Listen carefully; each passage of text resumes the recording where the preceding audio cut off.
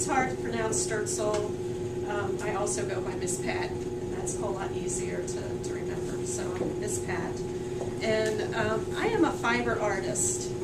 And I usually start out and ask if anybody has an idea of what a fiber artist is. And there's lots of different ways that a person can be a fiber artist. But let's just brainstorm a few ideas about what a fiber artist is.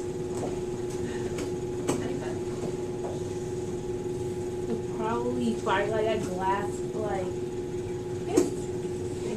think of it, but like fiberglass kind of, not sure. Okay. And fiber is part of fabric.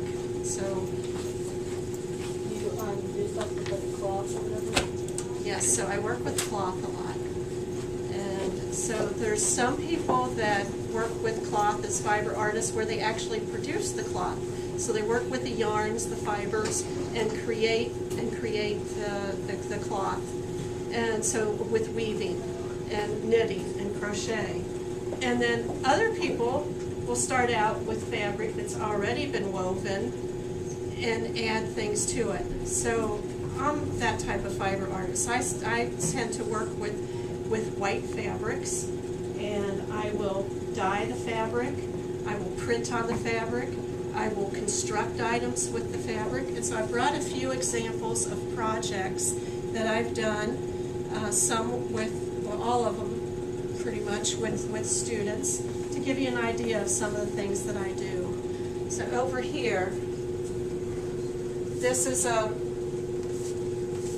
project where I've combined some different techniques. And so I was working with a child, and she drew out these 3 images, and we figured out a way to transfer them onto the fabric and then paint them in. So it was like a line drawing, and then we painted in between the lines to create those 3 images.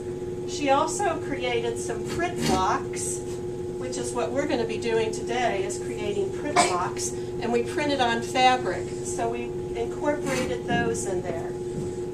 I also sometimes dye my own fabric, and so there's some fabric that I dye that is in here. And then I also make quilts. And so I combined all those pieces together and added a backing and sewed it all together to make a quilt. One of the things that I always like to mention is that these type of processes weren't necessarily all developed here in the United States. We draw from a lot of different cultural influences.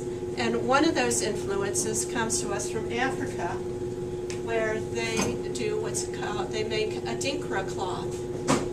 And if they're celebrating somebody's birth or a wedding, or somebody's life in terms of a funeral, they will decorate the fabric with these adinkra symbols, and each symbol has a meaning, has a particular meaning. I have some examples of these adinkra print blocks. I think I'll pass some of these out because we're going to be, so that you can get an idea.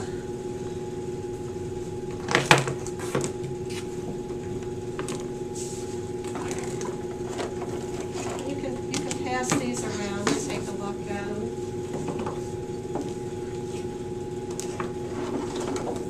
On these particular ones, I have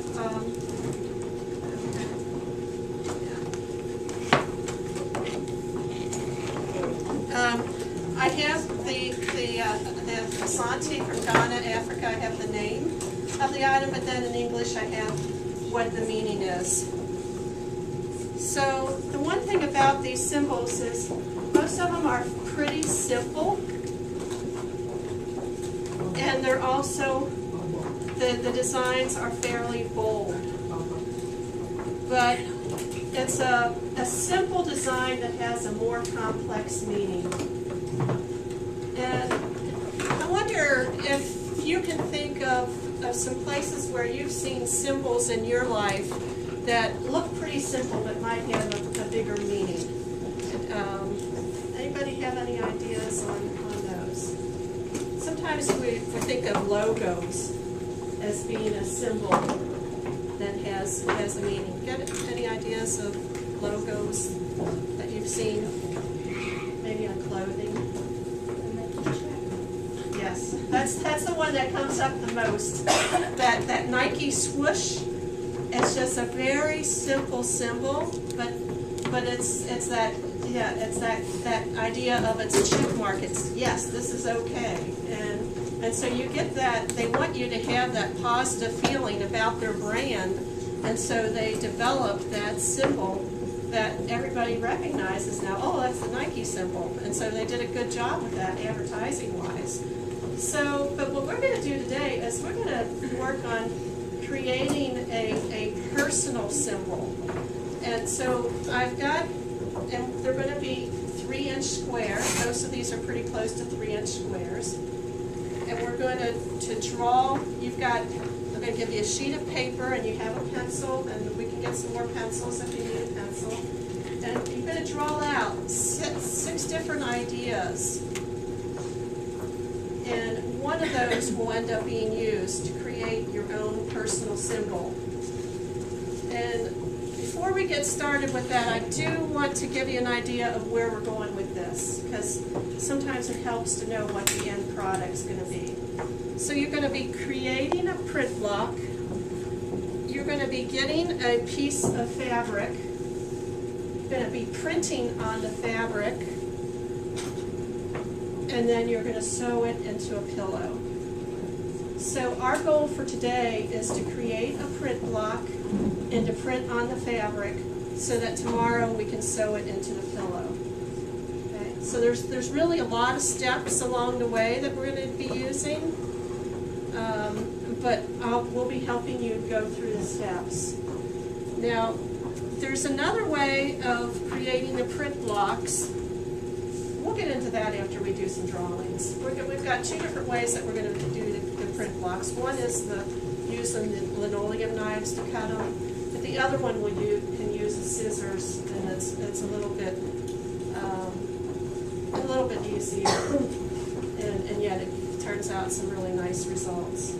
Okay. So let's go ahead and pass these. How about if I just start out with the stack here and take one and pass it down.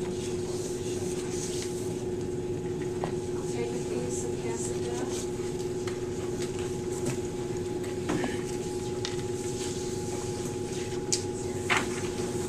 And I'm going to show of hands if you need a pencil.